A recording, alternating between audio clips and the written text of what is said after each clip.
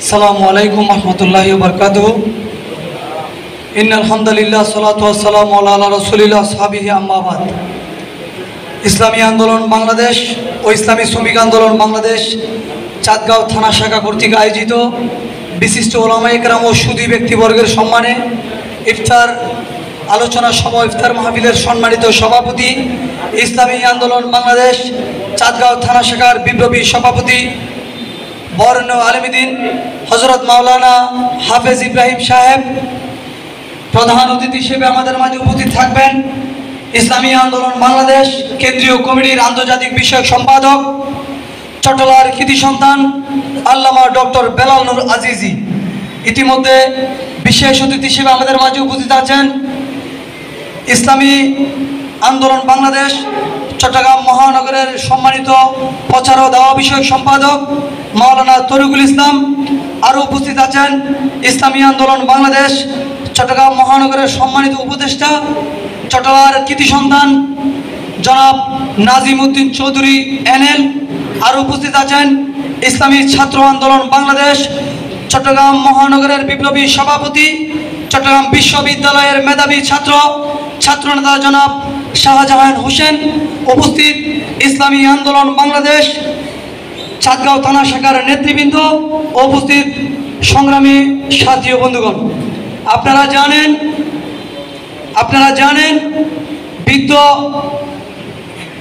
জানেন ফ্যাসিস্ট সরকারের পতনের পর আমরা মনে করেছিলাম এদেশের শান্তিপূর্ণভাবে এদেশের মানুষ তাদের জীবনযাপন করবে, এদেশের মানুষ নিরাপত্তা নিয়ে বসবাস করবে, একজন মা বোন তার নিরাপত্তা ইজ্জত আবরুম নিয়ে বসবাস করবে, একজন ব্যবসায়ী ভাই সে স্বাচ্ছন্দ্যবোধে ব্যবসা করবে, একজন শিক্ষক তে শিক্ষাঙ্গনে তার সুশৃঙ্খলতার সাথে শিক্ষা প্রদান করবে, একজন ছাত্র ভাই সে তার বিদ্যাপীঠের মধ্যে বিদ্যা অর্জন করবে। কিন্তু দুঃখ পরিতাপের বিষয়, দীর্ঘ 17 বছরের যে জঞ্জাল আমাদের মধ্যে ছিল, সরকার পতনের কয়েক মাস পরে সে আবারও অবস্থা সমাজ রাষ্ট্রের মধ্যে বিরাজমান দেখা যাচ্ছে। ঠিক কিনা বন্ধুরা? আমরা স্পষ্ট ভাষায় বলতে চাই, যখন বৈষম্য বিরোধী ছাত্র আন্দোলনের ছাত্র ভাইরা তারা প্রথম থেকে যখন আন্দোলন শুরু করেছিল, এদেশের মানুষ বেশিরভাগ মানুষ মনে করেছিল তারা আন্দোলনে সাকসেস হবে না, তারা আন্দোলনে তারা পরাজয় বরণ করবে, তাদের উপর নির্যাতন হবে। শুধুমাত্র একটাই সংগঠন ইসলামী আন্দোলন বাংলাদেশ এবং সেই সংগঠনের আমির পীর সাহেব চরমোনাই এবং নায়েবে আমির শাইখ চরমোনাইয়ের বলিষ্ঠ নেতৃত্বে ছিল ছাত্রদের বিজয় হবে। তাদের পক্ষে ইসলামী আন্দোলন বাংলাদেশ ছিল শাইখ চরমোনাই, পীর সাহেব চরমোনাই।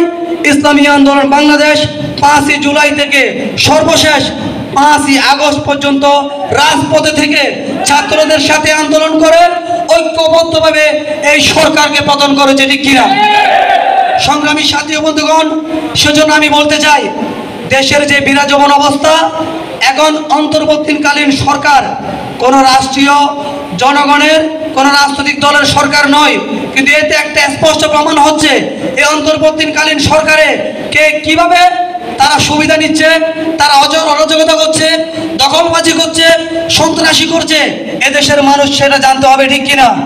আমরা দেখেছি যারা 17 বছর অমুক চাঁদাবাজ তমুক সন্ত্রাস দখলবাজ এগুলো বলতো, আজকে তারাও সেই চাঁদাবাজির আসন দখল করেছে। ঠিক কিনা? সেজন্য স্পষ্ট বলতে চাই, বাংলাদেশে একটি মাত্র সংগঠন ইসলামী আন্দোলন বাংলাদেশ, পীর সাহেব চরমোনাই একজন চাঁদাবাজ লালন পালন করে না। ঠিক কিনা?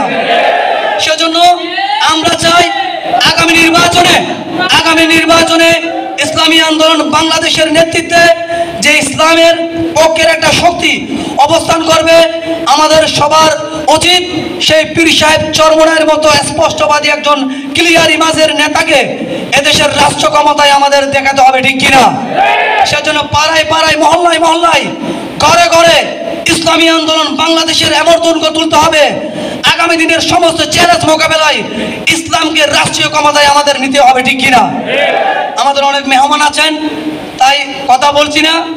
আমাদের অনেক নেতৃবৃন্দ আছেন, আপনারা যারা অনেক কষ্ট করে এসেছেন সকলের প্রতি আন্তরিক ধন্যবাদ জানাচ্ছি।